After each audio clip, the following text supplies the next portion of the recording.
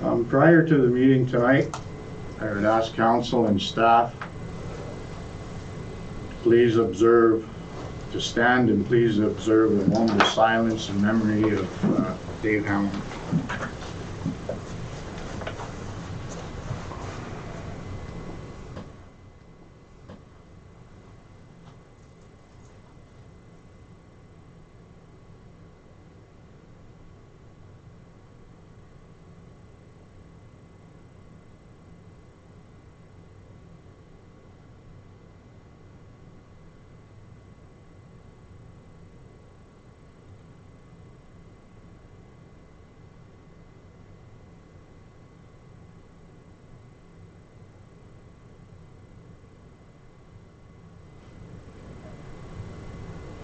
Okay, thank you.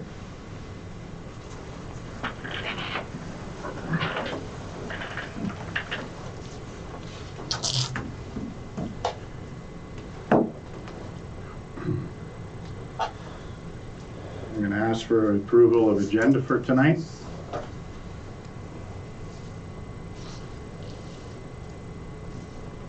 Any disclosures of interest?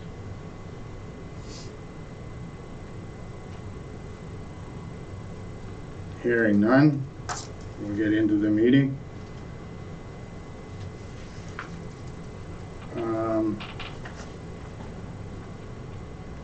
Resolution 31-21.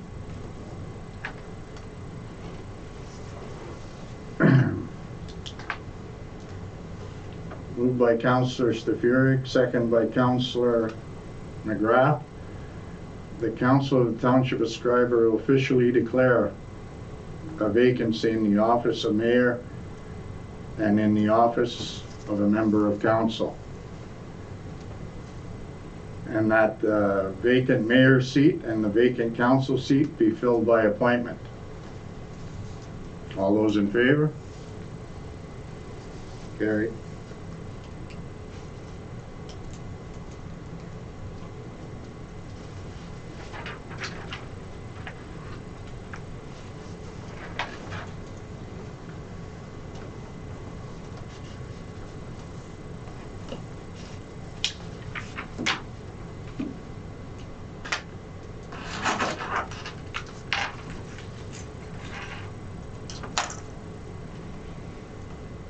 So you want to, do you want to do the appointment first? Or For the mayor? yes, we'll do that. So just fill mine in here? Well, we'll have to. Yeah, that's what I'm saying. We'll have to move the motion for a member of council to run for, well, to nominate themselves for the mayor seat. I can announce that. Yeah. Just with regard to your procedural bylaw, we will have to have council move, any councillor move the motion to nominate either themselves or one of the incumbent councillors as mayor. Okay, We do I move that. that to appoint Kevin Mullins as mayor. I second that. All in favor? Okay, I accept. So, Okay. So you could read the, resolution 32-21.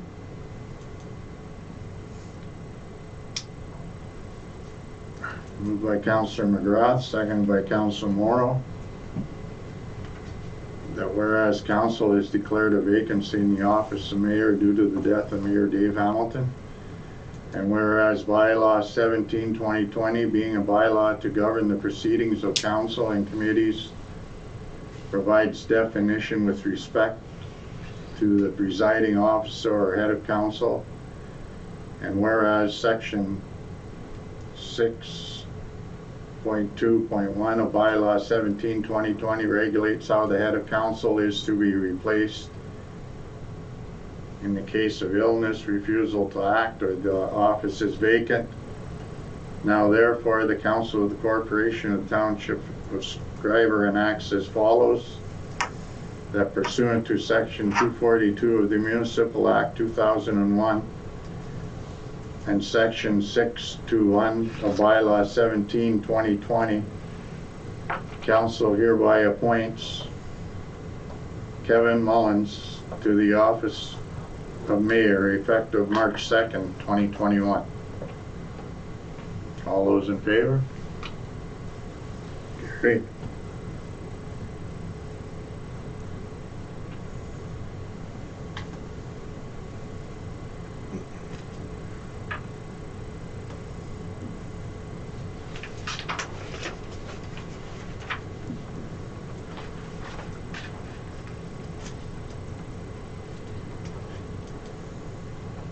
Congratulations.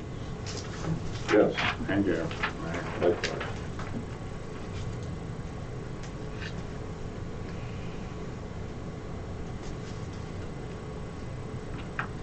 Do we want to talk about, The appointment process for the councillor. right, Right.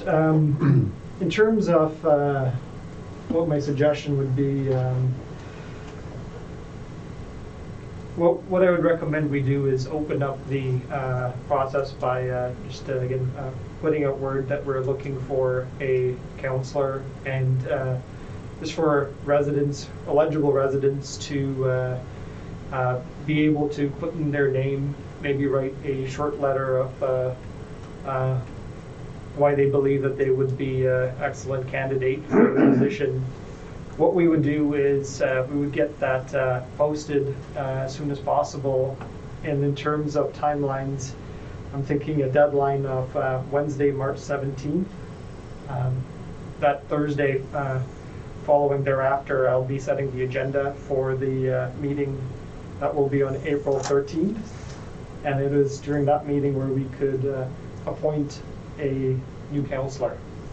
March 23rd? March 23rd. March 23rd. Sorry, right, March 23rd.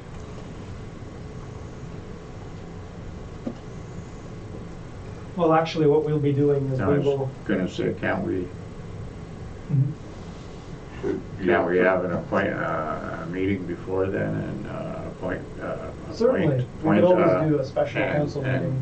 Get a full quorum in for the Well, we'd 23rd? like to review what the input from anybody applying. Yes, that's why in terms of timelines, what I was recommending is that the next council meeting we would use that meeting in order to vet the applications in closed Right. session. And then thereafter, in the first meeting in April, we would then actually pass the resolution in the council portion to appoint the councillor. Yeah. If that makes sense in That terms of makes sense. timelines. If we wanted to expedite it, we could always do a special council meeting, but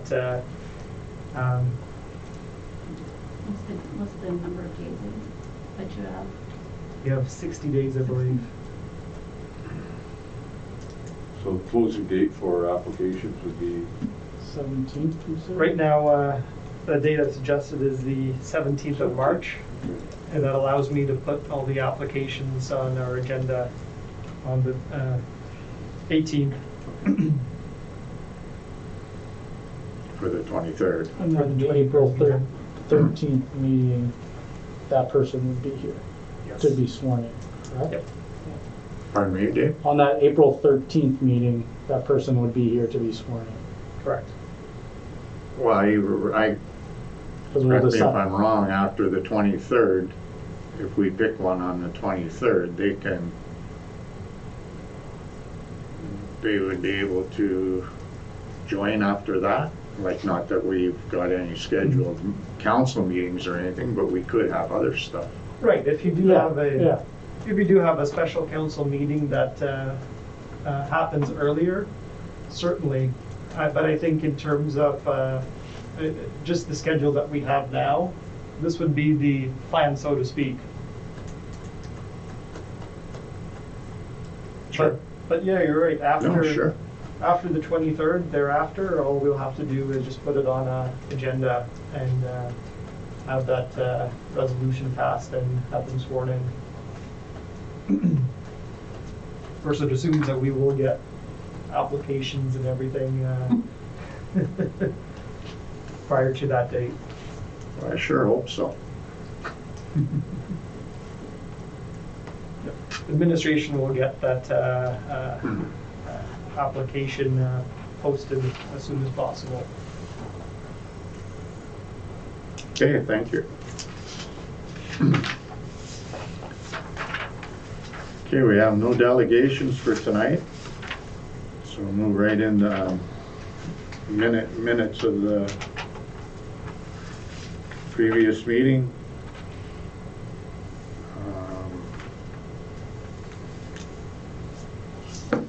3321. Yep.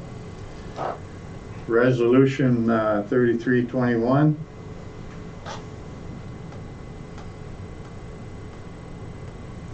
Moved by Councillor Morrow, second by Councillor Stefuric, that the minutes of the Council and Committee of the Whole meeting held February 9th, 2021 be accepted as circulated.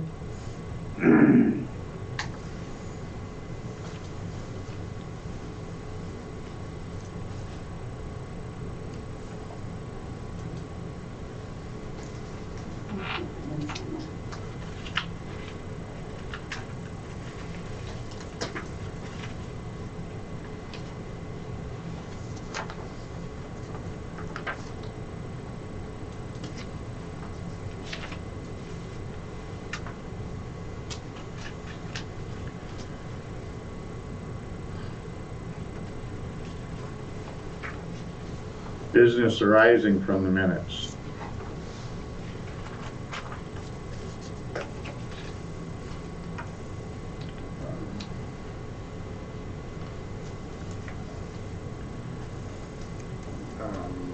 Resolution 3421.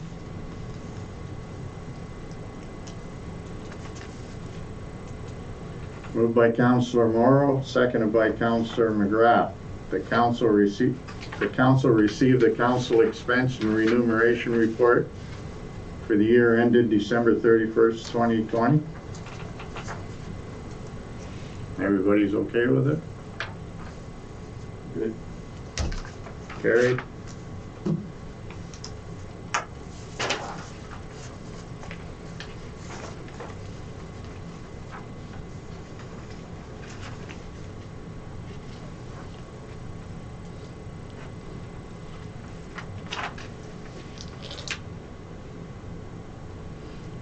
Resolution 3521, moved by Councillor Stefuric, seconded by Councillor Morrow.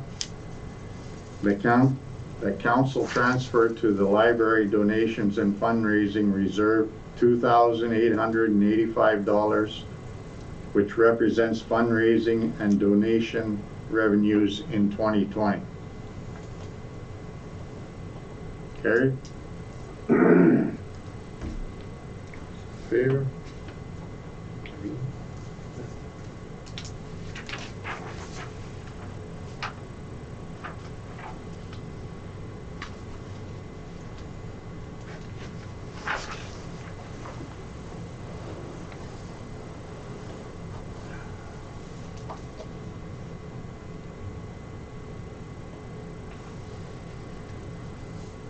Resolution 3521, moved by Councillor Morrow, seconded by Councillor Stefuric, that councillor transfer to the fire truck reserves 36. Yep. Sorry. Oh. The council transfer to the fire truck reserves $10,000 as budgeted in bylaw 35, 2020. All those in favor? Carried.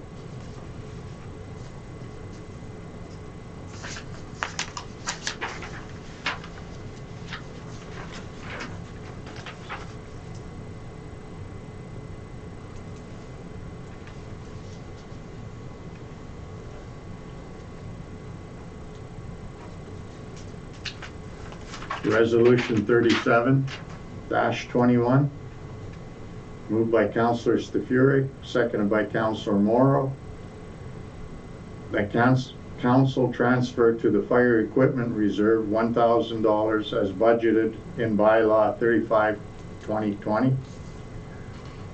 All those in favor? Carried.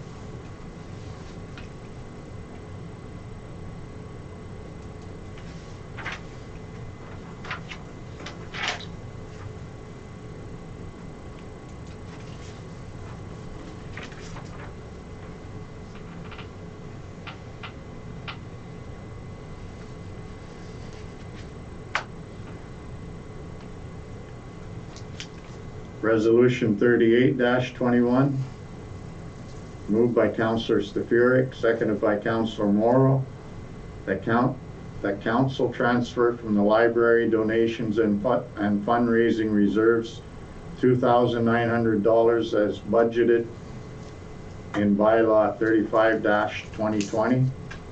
All those in favor? Carried.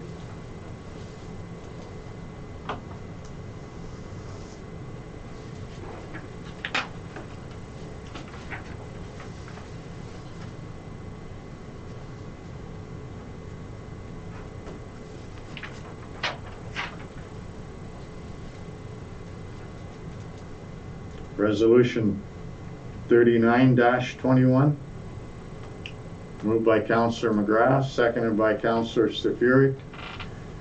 The council approved the purchase of 4 Snow Plus radial tires from Fountain Tire in the amount of $9,748.51, including applicable taxes. All those in favor? Carried.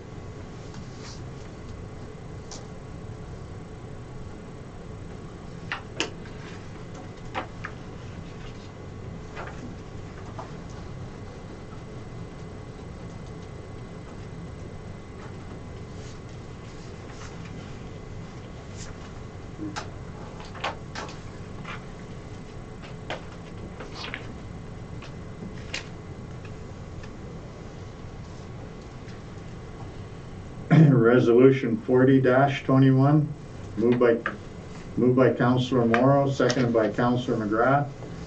The council approved the quotation from Simcoe Refrigeration to replace the compressor motor at the ice plant, to shut down the ice plant at the arena in the amount of $8,498.09, excluding applicable taxes. All those in favor? Carried.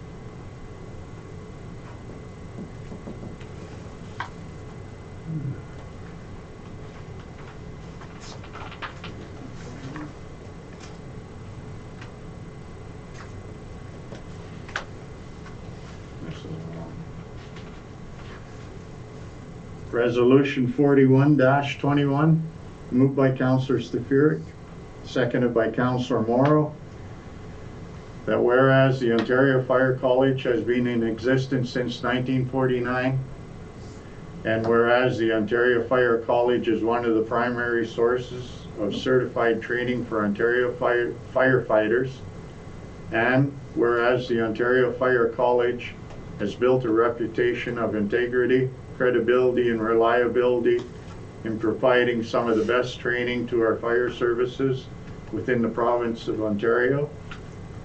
And whereas the Ontario Fire College has been used to train and certify both volunteer, part-time, and career firefighters throughout Ontario.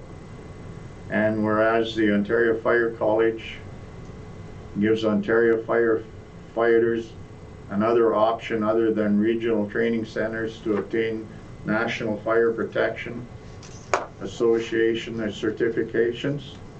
And whereas the Ontario Fire College is the most cost-effective method to certify firefighters in NFPA standards in Ontario, and Whereas the Ontario government enacted and revoked Regulation 379/18 firefighter certification in 2018. And whereas when the Ontario government revoked Regulation 379/8 firefighter certification, it was made known by the Office of the Solicitor General that the Act would be amended and brought back in the future. Therefore, be it resolved that the Council of Township of Scriber requests that the Province of Ontario reverse their decision to close the Ontario Fire College, as the OFC is one of the best and most cost-effective methods for municipalities to train their firefighters, which assist us in protecting our residents, and be it further resolved that this resolution be forwarded to the Honourable Doug Ford, Premier of Ontario, the Honourable Sylvia Jones, Ontario Solicitor General, the Honourable Steve Clark, Minister of Municipal Affairs and Housing, Joan Pegg, Ontario Fire Marshal, and all municipalities within the province of Ontario. All those in favor? Carried.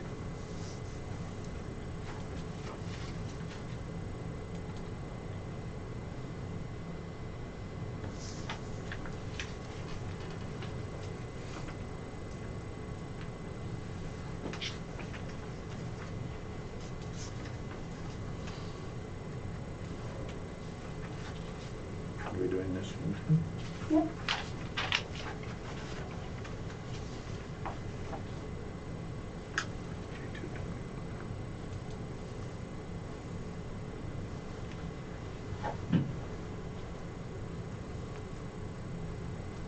Resolution 42-21, moved by Councillor McGrath, seconded by Councillor Stefuric. That council has reviewed and accepted Township of Scriber Drinking Water System Financial Plan 5897-2020, prepared by the Ontario Clean Water Agency in accordance with the Ontario Regulation 453/07. All those in favor? Carried.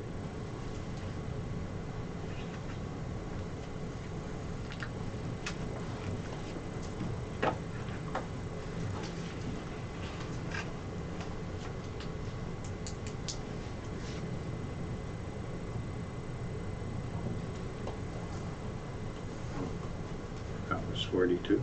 Yep. 42.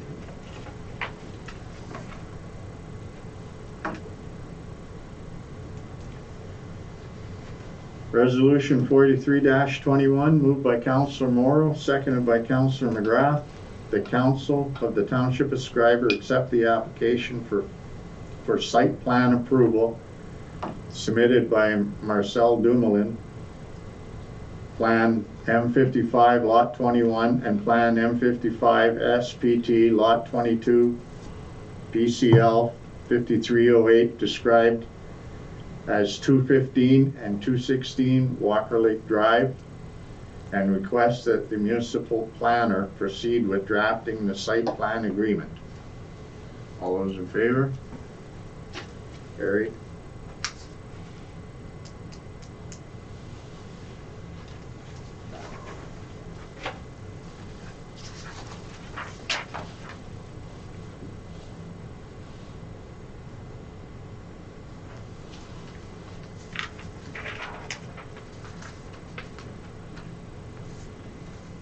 Resolution 44-21, moved by Councillor Morrow, seconded by Councillor Stefuric.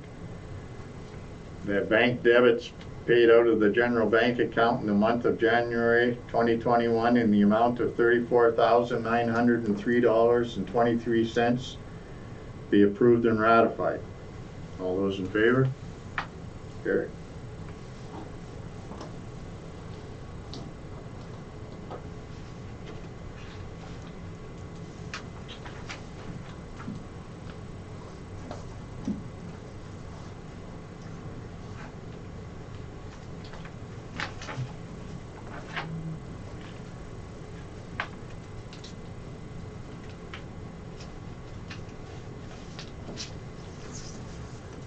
Resolution 45-21, moved by Councillor McGrath, seconded by Councillor Stefuric, that bylaw 4-2021 being a bylaw to prohibit the feeding of wildlife within the corporate limits of the Township of Scriber, the Municipal Act 2001,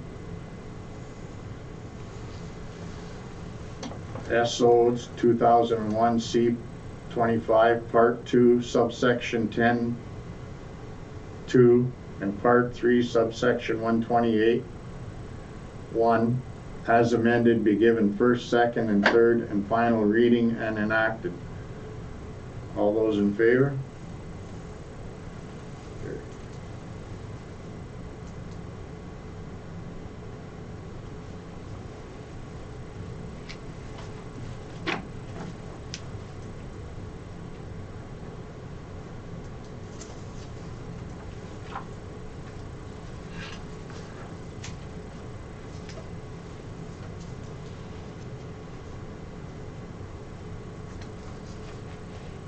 Right through all this.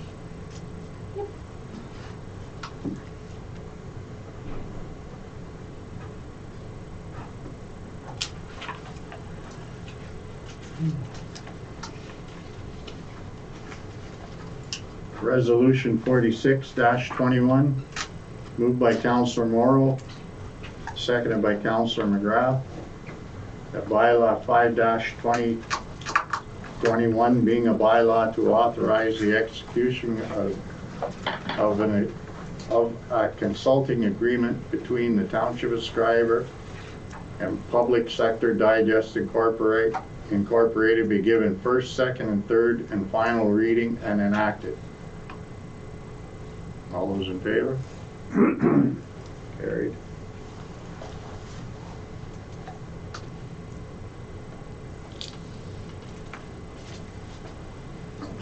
Okay.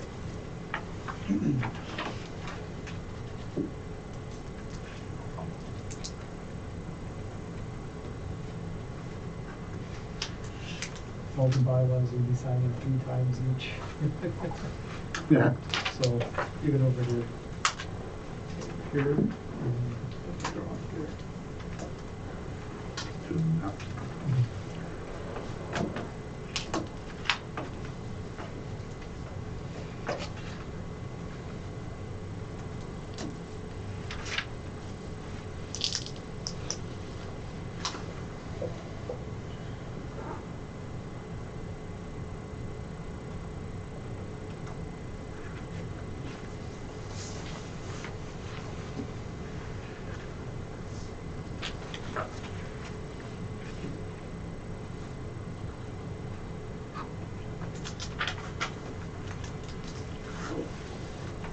Resolution 47-21, moved by Councillor McGrath, seconded by Councillor Stefuric. The council authorized a donation to St. John's Anglican Church in the amount of $200 in the memory of Dave Hamilton. All those in favor? Carried.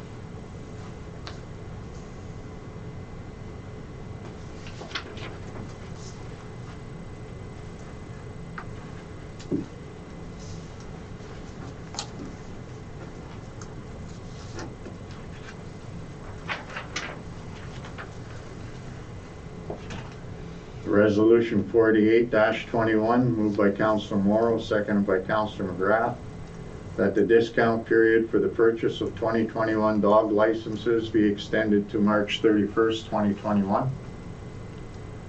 All those in favor? Carried. What is it normally?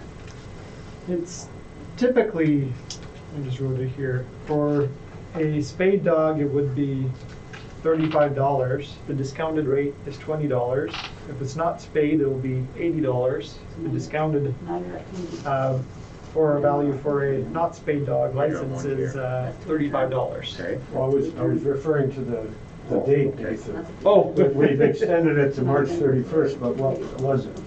Or what is there? what's the original date? Yes, Jan- that January 30th. January 31st. January The end 31st, of January. in the beginning of the month. Well, that's fair. Yes, we'll be putting it online for those who are viewing at home and are interested in getting this license. Yeah. We'll be putting out a post shortly.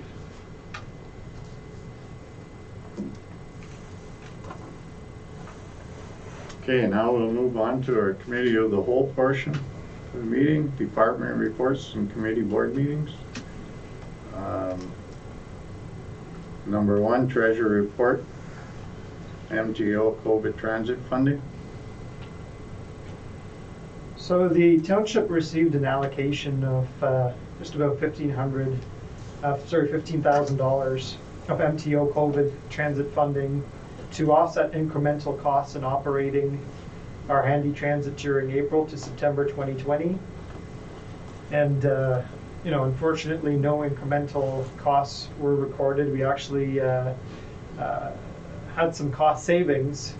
So we have no choice but to have the money sent back to the MTO, and the township will essentially not be pursuing phase 2 funding. As much as it's nice and as much as we like to hold on to any money we get, Marlene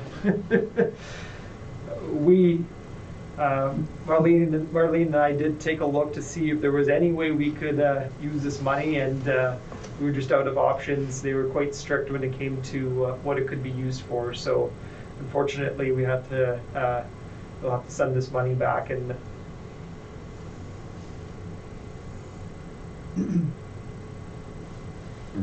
Yeah. That's what it is. Was Terrace Bay in the same boat? I did not check with Terrace Bay. I don't know if I'd So, I mean, imagine obviously- so. Obviously, this information here would apply the same over there, Yep. you would think. Yep.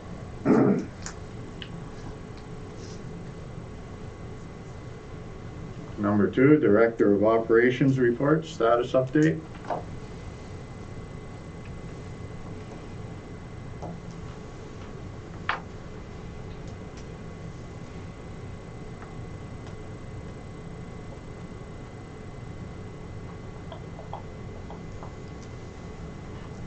Chloe Darling still hasn't come? Nope. No.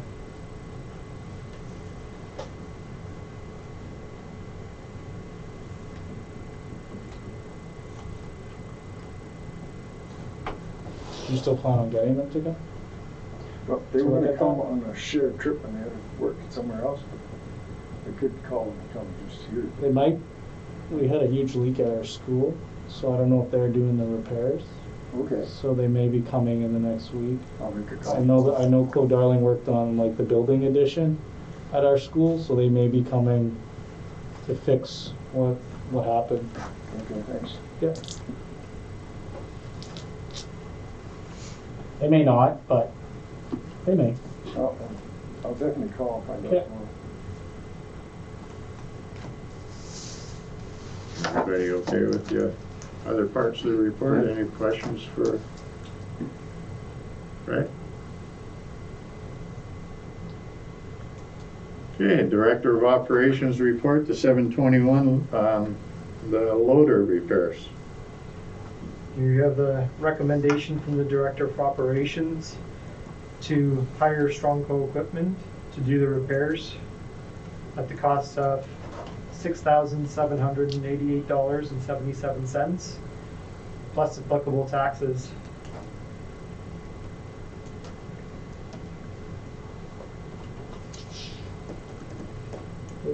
It's a must, I guess, and we're not going out tomorrow and buying one, so. No way around it. Okay, for sure. Yep, good. Good. Number four, the Community Economic Development Manager Report. Update on projects. You can imagine we've got quite a bit going on, and right now it's the season for tenders, and we're trying to get as many things tendered out because, of course, we have a short construction season and we want to get all of these projects going. For the Discovery Center, the interpretive contract here, and it's a contract with Skyline Atlantic. As you can see, they've provided their final design plan, and they're expecting to complete all the fabrication by the end of June. I think that's quite an ambitious deadline, so let's see if they can hold on to that deadline. You can see all the graphics of all the interpretive panels and everything that have been provided. And I've taken a look at even some of the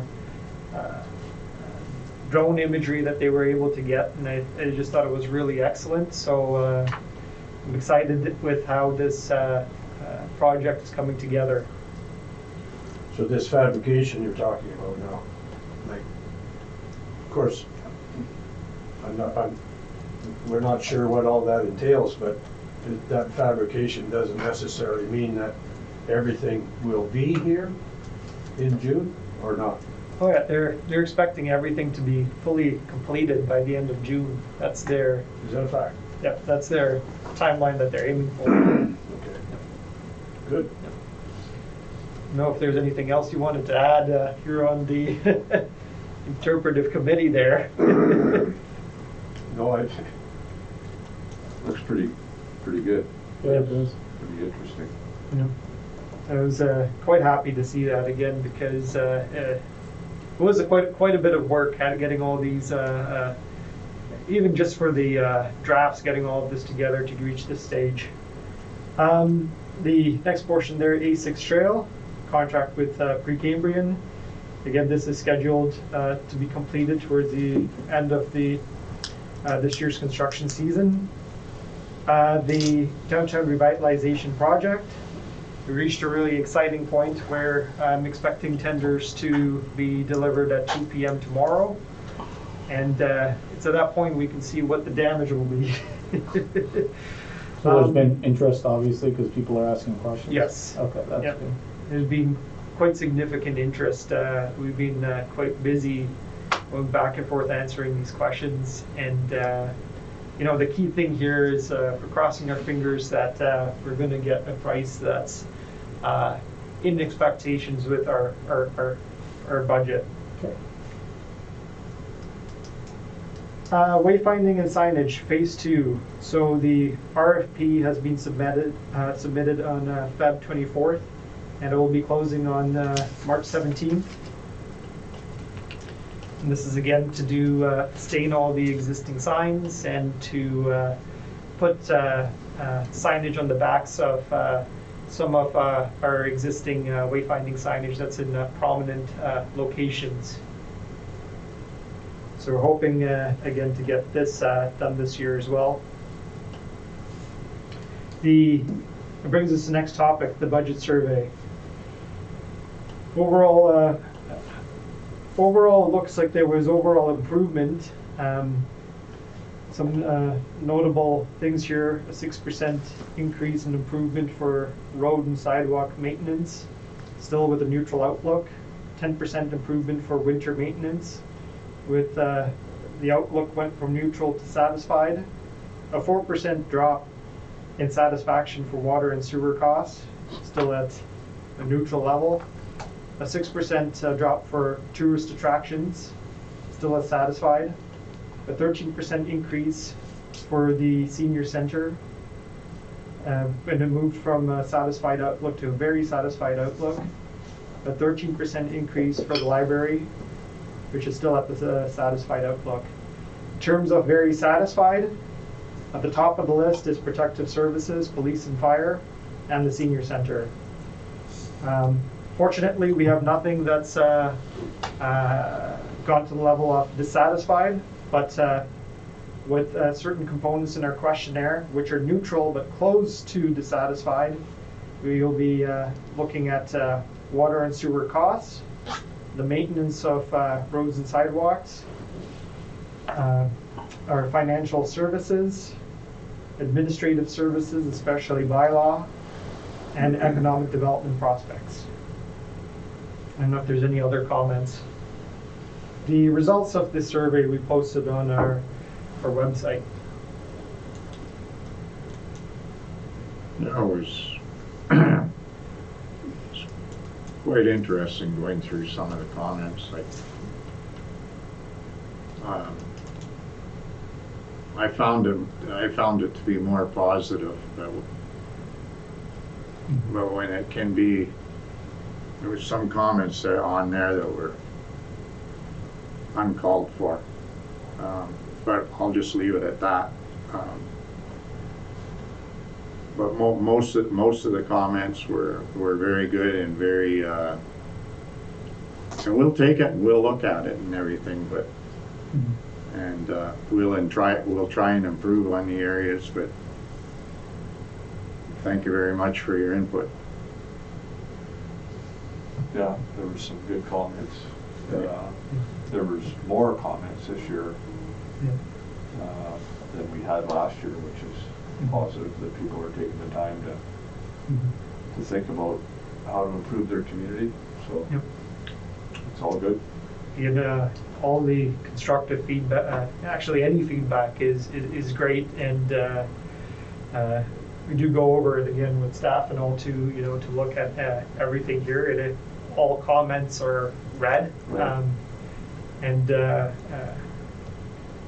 it allows us to understand what to pay attention to, and certainly for council when it comes time for you to decide how you're going to allocate resources to these separate areas for services.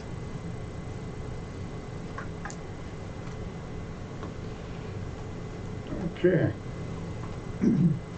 Recreation programming report. Digital Winter Carnival.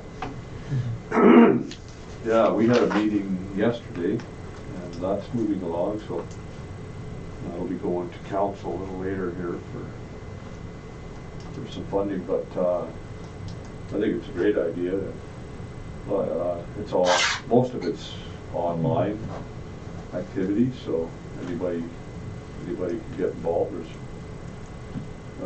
prizes for some of the activities, so just a good idea to get the community engaged around our normal carnival time. So So do they want us to approve the budget, that amount now, Deb? I see. To go forward next meeting? I see it in here. It's on the report. Right. This Yeah. recommendation here is just to endorse the plan. So the recommendation is that to have council approve the event plan for the Digital Winter Carnival, which will be taking place from March 15th to the 21st, and all those expenses. I mean, they're all going to be accounted for in the recreation programmers department budget anyway. It's very minimal. Exactly. Yes, Right. it's not gonna break the bank. Oh, God. So the resolution here is really to have endorsement for this plan, and and of course everything was put into place with the idea that should we be in lockdown, these events will definitely be able to happen. Mostly all digital. The only thing there that's kind of a physical event is a snow wall. And the snow sculptures, Yep. people can do that within their bubble, and Yep. and that's a good outdoor activity. Mhm. So Well, sounds good. All for that, for sure. Senior program. Report 2021. yeah, that's still moving along. We're moving along with whatever we can do. A lot of it's on online.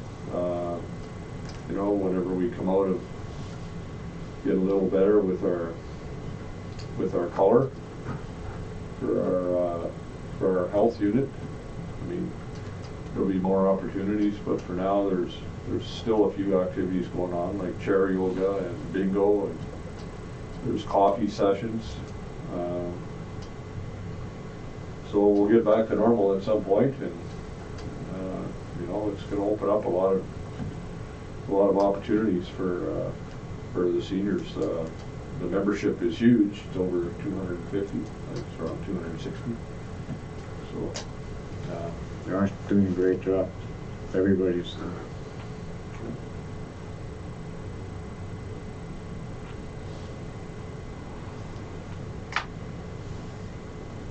And senior program Committee minutes. minutes, committee meeting minutes. Phew. Speak any of that to that, Dan, or? Well, I think that's Covered in it. line with, Yeah. with Okay. Bylaw report, 49.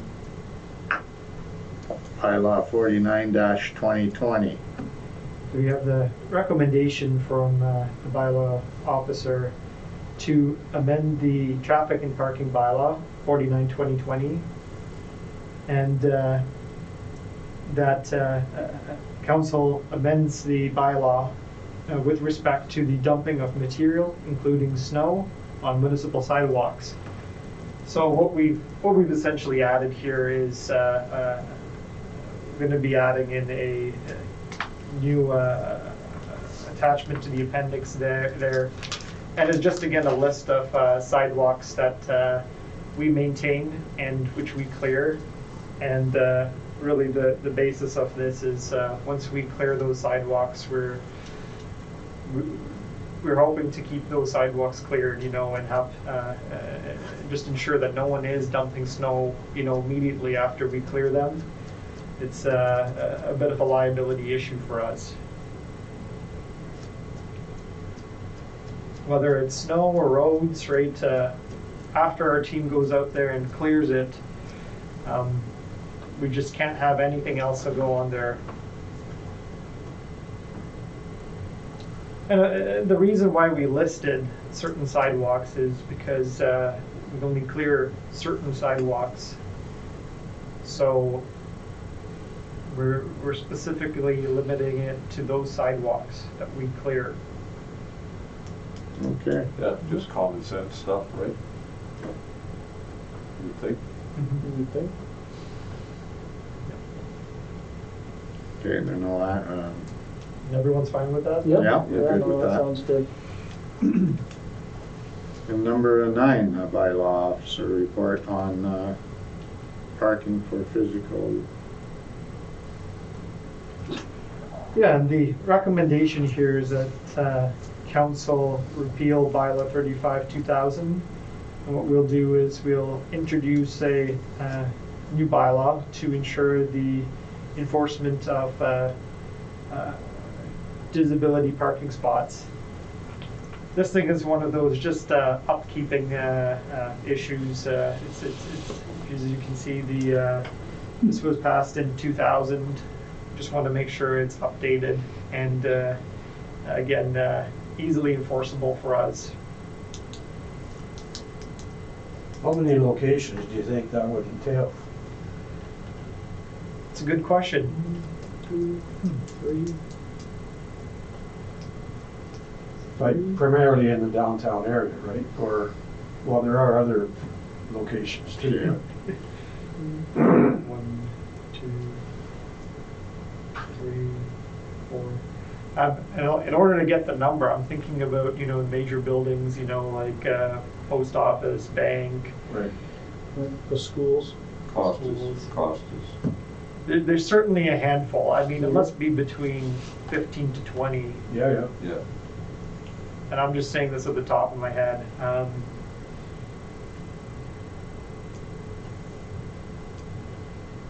Yeah, and all it is really cleaning up that bylaw, make sure we get something that's worded its best in order for us to enforce it. Sure. Sounds good. So just recommendation, no action. Yeah, so what we'll be doing is that we'll be bringing forward a draft bylaw, and when the time is right, in that draft bylaw, when we pass that, we will repeal the old one. Okay.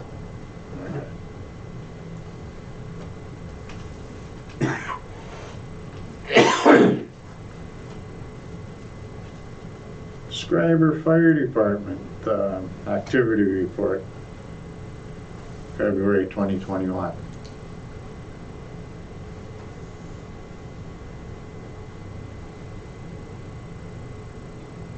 Jan's sitting in the back there waiting for questions.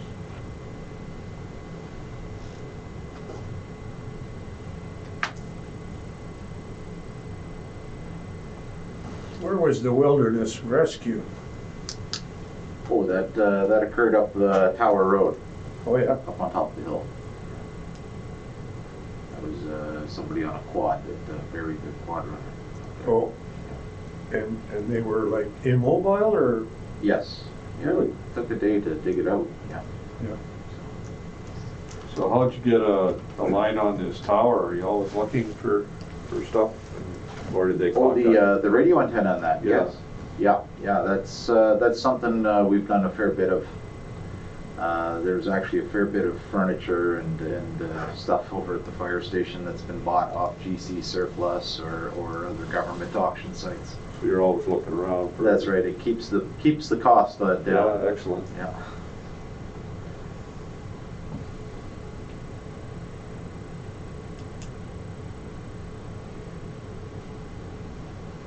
Everybody okay with his report? Yeah. Okay.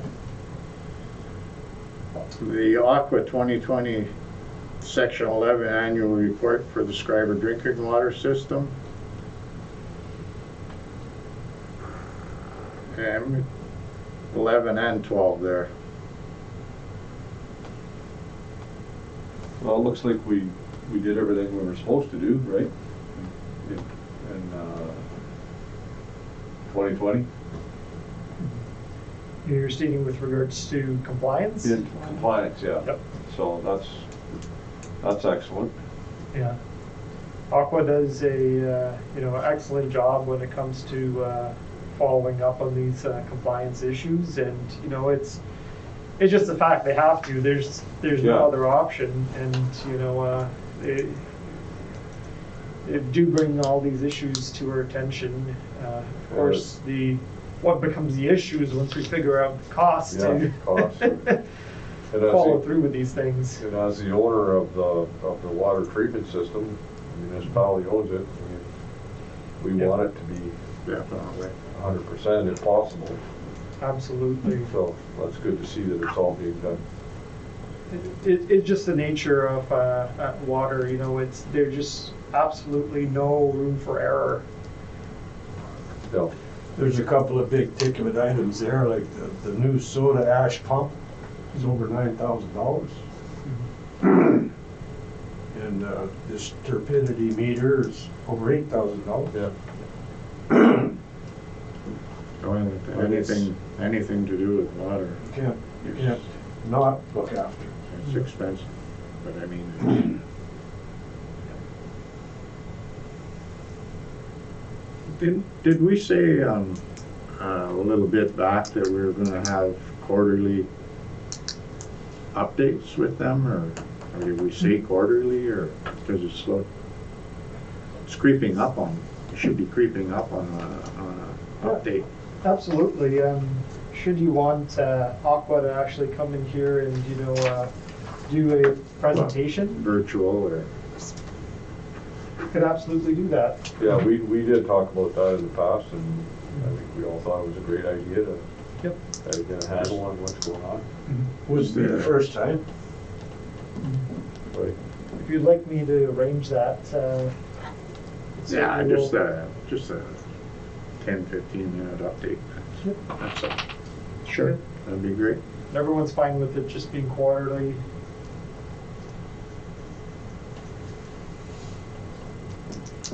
And so you feel more like, not that you guys don't, but you feel more informed too, like with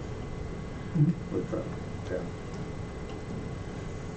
Okay, that pretty much does that away with that portion. So we'll move right into question period. You have nothing? Yeah, and if anyone wants to ask questions, again, just make sure you email it to me. You can email it to info@scriber.ca or cao@scriber.ca or clerk@scriber.ca. Pick your favorite email. I get them all. There you go. Okay, we'll move right into communications then.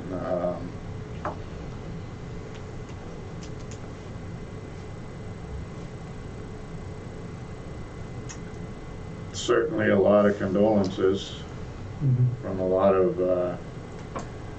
of towns. And I'm sure you as counselors got some yourselves emails. I know I did. I got a phone call. I got a few phone calls, support for Terrace Bay, a phone call from Thunder Bay Mayor. Just overwhelming support for Some if anything we need or any help.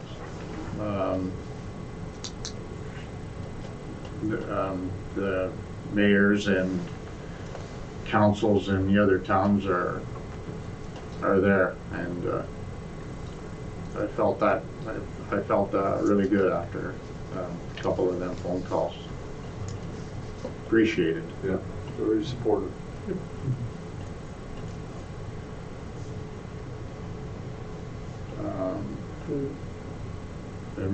Number one, Minister of Infrastructure. You want to touch a little bit on that, Nathan, or? Will do. So, with regard to that correspondence one there, that's again the response we received because Dave Hamilton and I did attend that Roma delegation, and of course this is basically summarizing to us, that there are loans out there that you guys can get. Of course, even in that delegation, right, our main response there was, we know that there are, loans. Our main issue is that we want to save those loans for projects that we want to undertake. This is a situation or scenario that's being essentially forced upon us due to federal regulations. And that's why we want the federal government to give us special federal funding to cover it. In terms of how things are going, I'm, still pursuing this in order to try our best again to get this 1.5 million in funding. I have been in touch again recently with Minister Haidu's office, and the request was if I could scope out which other municipalities are in the same boat as us, and how much money is expected or is needed to be allocated by the federal government to assist in funding for this. And I was able to reach out to the FCM, Federation of Canadian Municipalities, and they've been a lot of help. And they gave me a response, and I'll be sharing that for our next council meeting. But they essentially let me know that the federal Ministry of Environment, known as the ECCC, they've essentially listed all Canadian municipalities that have been affected by these WSER regulations. And the FCM has figured out that it's going to cost approximately $18 billion in order for municipalities to adjust to these federal regulations. How many communities, just a ballpark, Nathan? In Canada? Yeah. Well, in Canada, right, there's 5,000 municipalities. No, but that would be affected by the. I think they said a number, right? They didn't really say a What? number. They have the database. But $18 billion is just Yeah. a ridiculous number. Yeah, and of course it's essentially every municipality that has effluent that's flowing Right. into a body of water. So, as you can imagine, it's quite a lot, and we're all in the same boat together. So I'm hoping that the FCM can really help represent us here and push for advocacy on this issue. Like I said, what keeps a small town ticking is being affordable, especially when it comes to taxes or water and sewer. And we certainly don't want to put another barrier to business or to attracting residents. And we're trying to hammer this message out for the feds to hear, and help us grow this community by having affordable water and sewer rates, if we have to, you know, front this whole 1.5 million, it's a substantial cost for us. And as I imagine, a substantial cost for a lot of other small rural municipalities out there. Anyway, the fight continues. And the FCM is going to be putting comments forward to the Federal Ministry of Environment.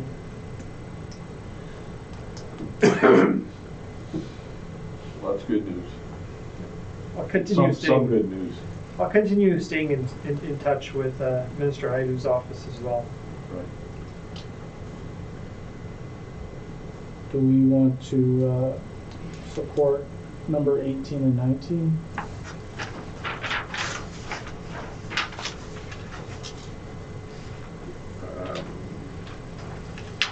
I see Terrace Bay put them forward.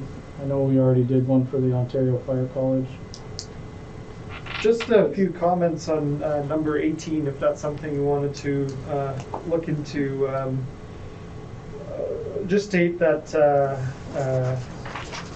CP, like any other business, if they need to pay more in costs, at the end of the day, they're going to have to balance their budget. And certainly don't want them to be cutting costs, especially when it comes to our town. Just one thing to keep in mind. You know, if their costs go up, I don't want Scriber to ever be in the cutting block. It just says in here that in 2018, the province of Ontario adjusted the tax rate for acreage or railway rights of way throughout Ontario, which specifically impacted Rainy River, Kenora, and Thunder Bay districts. Is there any way to get more information on that, exactly what that means? Mm-hmm. That's right at the top there, in the first whereas. Yep. I could try digging to get some research into that. See how the tax rate was adjusted. Yep. You know, certainly something like this would have a lot of, if it was generating, you know, more taxes, it would certainly help us out big time here. But it's always a balance. At the end of the day, this is a private corporation, and they're looking to make a profit. And if costs go up in one area, they're going to have to balance it out somewhere. Is all I'm stating. Okay. I'll just. I don't know if there's any more discussion. No, I was whether just you want wondering. support it or not, No, but- it's fine. I'm good. Is there any bad, like, we've supported the resolution that Terrace Bay put out, not Terrace Bay's, but similar. Is there any, That's why I brought it up. Yeah, should we- Does it add more fuel if we keep supporting all these ones coming through the table? Just pass the exact same resolution. That's the exact same. The exact resolution that we passed. Okay. Yeah. Yeah, so I don't think we have to We don't need continue to do it doing again then. doing Okay. that, but All right. Talking about the Ontario Fire College, right? yeah. right, Like I say, even with the other one for CP, it's always difficult, right? Our largest employer, right? And Yeah, Mhm. it's like you may want to bite. Yeah, I see what you're saying, but I would like to, if you could find out more information on that Absolutely. and see Try to where look that into that. leads us, that may lead us somewhere, we could create Mhm. our own resolution on that. Yep. we've already supported resolutions for insurance rates. Right.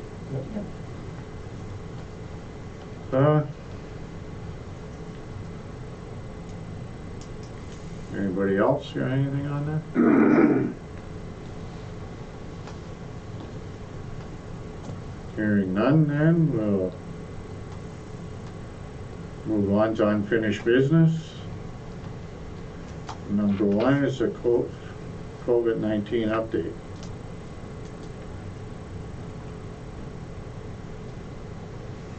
Of course, we've gone into gray lockdown, and we've had to close facilities. In terms of when we're going to be reopening, my suggestion would be, again, when we do move into red. I'd imagine that could be anywhere between 2 weeks to, again, something we won't know. We'll just have to follow through and see what the trends are going to be. So does this building specifically have to be closed in the gray zone? Not Or is particularly. that just a choice? Technically, this building could remain open. Again, we try to find a balance when it comes to ensuring that all of our employees feel safe in terms of coming into work. Okay. If this gray goes on for a while, we're just gonna keep it closed? That's, again, if council wanted to discuss, options, certainly, we can figure out options. I mean, if there was a direction, right, to keep things open, right, main thing would be to again, get feedback from staff who may particularly feel vulnerable, try to understand again what it is in terms of health and safety, what kind of accommodation they may potentially need, and at the same time, again, make sure that we have processes in place to ensure that we're doing literally the best that we can to make sure that this property is not a hazard in any way to those who do come in. So in terms of direction, if council does want to open this building, I can certainly do, whatever it is in order to make it work. This is just the balance that I've found right now. I know in the past, the emergency control group, it was always some difficulty in determining where do you exactly cross the line to close down the municipal building. And under the new provincial framework, when they go into lockdown, it seems to be for us, in our perspective, that's at least the boundary where we can decide where to close. I mean, do other municipalities close their office? From some that I've heard, that's been the case. It's very situational too. I'd have to say there's so many other factors that go into play, right? Again, the comfort level of their employees there, and the specific, the municipality's infrastructure when it comes to online service delivery and all of that plays into factors. Yeah, I just bring it up because I just find this building lends itself to being super safe. Mm-hmm. Just in terms of the front desk only, Yep. it just seems really safe. Mm-hmm. And I don't think it would be putting anyone in harm's way if protocols are being met, and then it's still open. I mean, you're not going to get 20 people ever in here on a good day before COVID, so that's why I lean to this building should be open, but I'm just one person, right? So. But the front desk, I mean, all you have is a counter. Exactly. I mean, how many places you see plexiglass has been placed up? I mean, you'd certainly want to do at least something like that. Well, we have the plexiglass up. It's all safe. That's fine. On the counter. Yeah. Jan, did you want to? I was just gonna I say, know you're from on the the- control group side of things, I think one of the big reasons we were keeping this closed was that we have no cleaning staff.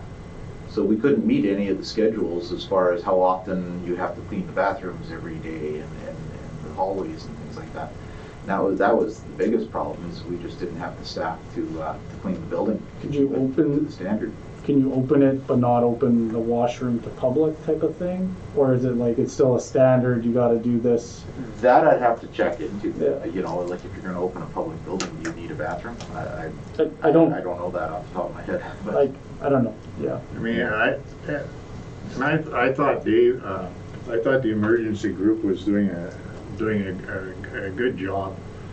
Oh, I'm not saying that. No, I anything wrong. realize that, and the way I'm looking at it right now is in the red zone.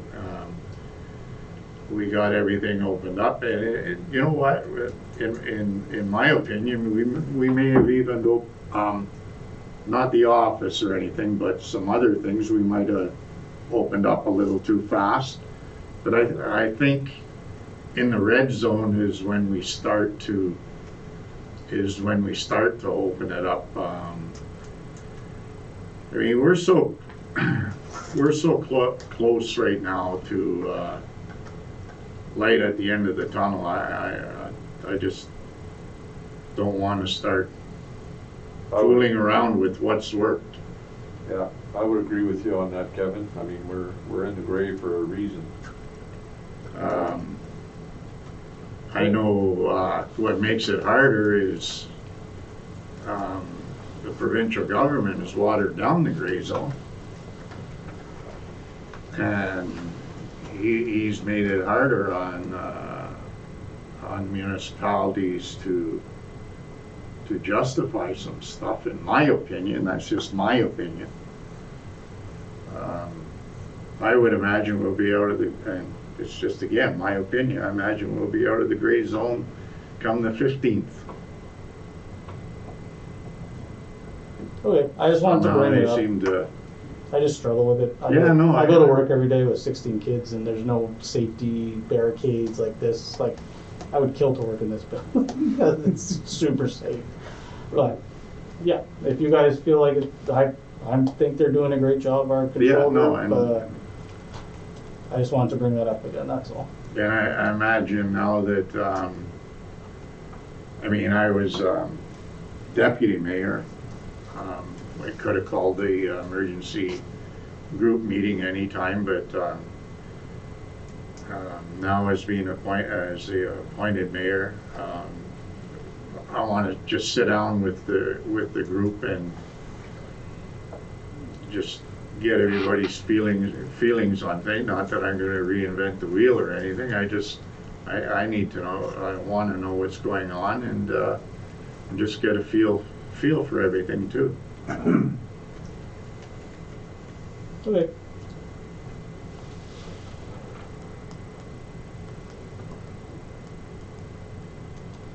Okay. So moving on, we'll move on to other business then, and the extension of the asset management deadline. This was again the request to have a resolution of support to postpone the asset management deadline, and that's of course July 1st of this year. In terms of the deadline, we're going to try to do everything we can to meet it. We certainly have a contract that council had just approved earlier in this meeting with Public Sector Digest in order to finish implementing this plan. But you know, again, there's a lot of software and all that we have on our behind the scenes that we get used to. We use a program called Citywide, so there'll be a lot of new stuff that we'll be introduced to. So I imagine there would be a lot more training for administration here. And a lot of municipalities have been requesting now in order to get the province to postpone this deadline. I mean, from my perspective, if this deadline was postponed, it would certainly help us.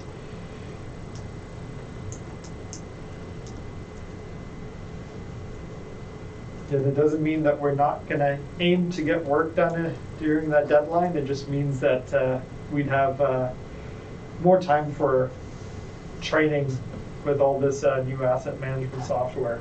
What would happen if we don't meet the deadline? Yeah, that's, Realistically. that's a good point, right?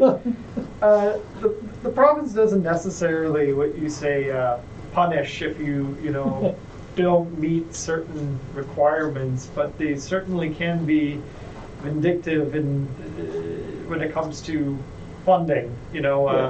In order to be eligible for a certain grant, let's just say like how we had the ICIP COVID stream come out. They'll say part of the eligibility criteria is you must have an asset management plan, and if you don't, I guess you're not getting the money. Don't qualify. When would this one-year extension be in effect? If this was a one-year extension, Well, that's what it says there. then it would be 1 year. So if it was July 1st this year, it'll be July 1st next year. Let me just double check that.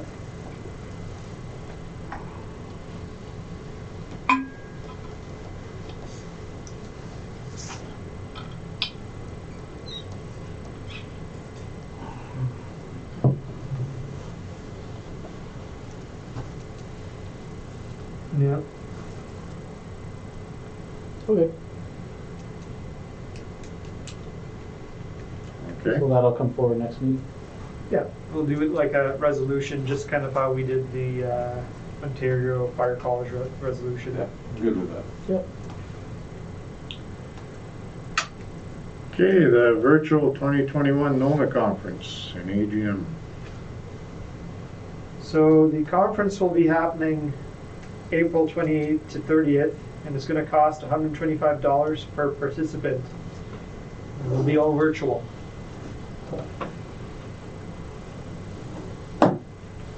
Typically, Cecile, how many people do we get to go for NOMA? Is it That would be a full, Yeah. if everybody full wanted to. team, right? Yeah, Wow, if everybody wanted. 29th, what'd you say it was? It's right here. Yeah, 28th to 30th. 28th, 29th, and 30th. So that's going to be a 28th, Wednesday, Thursday, Friday. Yeah, so that pretty much counts Dave out. And, I mean, 3 of us and, and yourself, Nathan. No, what seems kind of funny, right, is if it's virtual and I'm just going to be putting it on the screen, right? So what if you pay $125 and people come and go? Yeah. What's, Yeah. who's keeping track? Doug will just hide under the table. But the other side of that is you want to support It's just it. like, Yeah, You want to support it as well. yeah, I mean. Support that this continues. I mean, at the very most, it'll be the 4 and our ex-counselor, whoever that's gonna be. Still Yeah, cheap, if they, still cheaper than driving and going Yeah. there, so. oh, absolutely. I mean, just the topics there. Yeah, like it's all important good. to us. How many participants did we have at Roma? Registered to. Two. Just the 2. Just the 2? I came in and I sat through a few. Yeah, like, I mean, who will come out of us? Who's willing to go? I guess that's a important question. I mean, I'll keep it streaming here, right, the Yeah, entire time. You know, be good to have a I look like at this. an itinerary. Well, there is a little bit right here. I mean, once they get closer, I guess they But, will. you know, what's Says you what's go out happening to- on, After. is what 3 days is it? Friday, Sunday, or? Wednesday, Thursday, What do we Friday. say? Wednesday, Thursday, Friday. Yeah. Says a registered participant can watch it for 30 days after the conference, so I mean, I could watch it too, Right. right? You don't have to necessarily Dan be said. here, right? Like Dan says, you got, it's one of our groups, like, I mean, if we sign up 3 people. Yeah. I think that would be fair, yeah. We're supporting it and have the ability to participate one way or another, and seeing it after. Or, Correct. yeah, So we'll do 3 people? sure. Okay. Sure. Probably like myself, you and or maybe Dan, and we'll make sure that we can get, Just like Dan. if anyone does want to come in, if they have free time or they want to see any of those meetings, Yeah. we'll arrange that. Just let me know and I can do that for you. Sure. Summer meeting schedule. And this is just a suggestion here for our council and committee of the whole meetings during the summertime.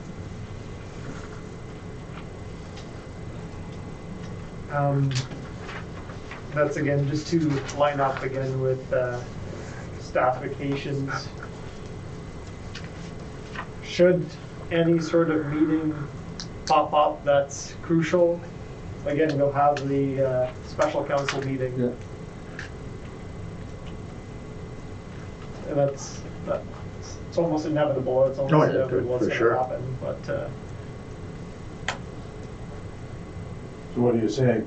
Like July and August, we just won't, Well, there's some dates there. There's a July There's a meeting. July meeting, just in August. Nothing in August. Nothing in August. I mean, I'm sure you're probably gonna have to call a special meeting in August sometime. But Yeah, we did a few, We'll- we did some last year. It's fine. Cross that bridge when we get to it, I guess. Dave's available, he's got no school. Yeah. And usually business tends to die down Yeah, July and August by quite a bit, and then we things start to kick off again in September. So it's one of those things we'll kind of see. But like I said, if there's any major business that needs to happen, you know, we'll definitely make sure we figure out a special committee meeting to cover it. Okay. Sounds good. So that pretty much wraps it up for tonight. So, resolution 49-21, moved by Councillor Morrow, seconded by Councillor Stafuric, that the meeting now adjourn at 8:24.